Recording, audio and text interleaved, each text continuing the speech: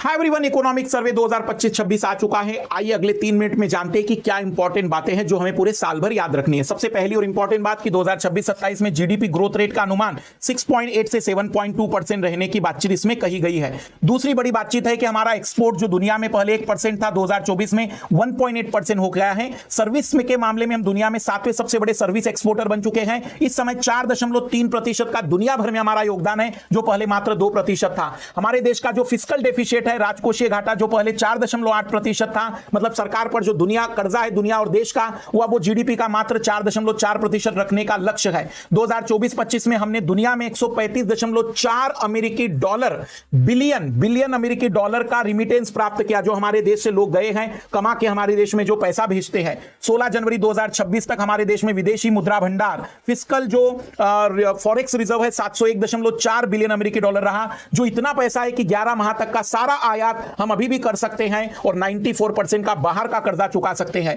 प्रधानमंत्री जनधन योजना में 55.02 करोड़ बैंक खाते खोले गए, जिसमें 36.63 करोड़ खाते ग्रामीण और अर्ध शहरी क्षेत्र के हैं। हमारे देश में ग्रॉस एनरोलमेंट रेशियो, जो बच्चा जन्म ले रहे हैं तो 100 में से 90.9 बच्चों के एडमिशन हो रहे हैं। इस समय 23 आईआईटी, 21 आईआईएम और 20 एम्स हैं। हमारे देश में मल्टी डायमेंशनल पॉवर्टी अब मात्र 11.28% लोग ही गरीबी में जीवन यापन कर रहे हैं। पिछले साल महंगाई मात्र 2.8% रही और हमारे देश में अब इनकम टैक्स जमा करने वाले टोटल लोग 9.2 करोड़ हो गए हैं, जो बहुत ही पहले 6.9 करोड़ ही होते थे। हमारे देश की सरकार अब क्लाइमेट पर ज्यादा खर्च कर रही है, जीडीपी का 5.6%, जो पहले केवल 3.7% होता था। हमारे देश में बेरोजगारी पहले 6% थी, जो इस समय मात्र 3.2% है। भारत का लगभग 36% आबादी अभी शहरी क्षेत्र में रहती है, जिसका जीडीपी में योगदान 70% से ज्यादा है। भारत में स्टार्टअप की संख्या 1.25 लाख से ज्यादा है और लाइफ एक्सपेक्टेंसी अब भारत के लोगों की 70.3 साल हो गई, जो पहले 49.7 ईयर ही थी।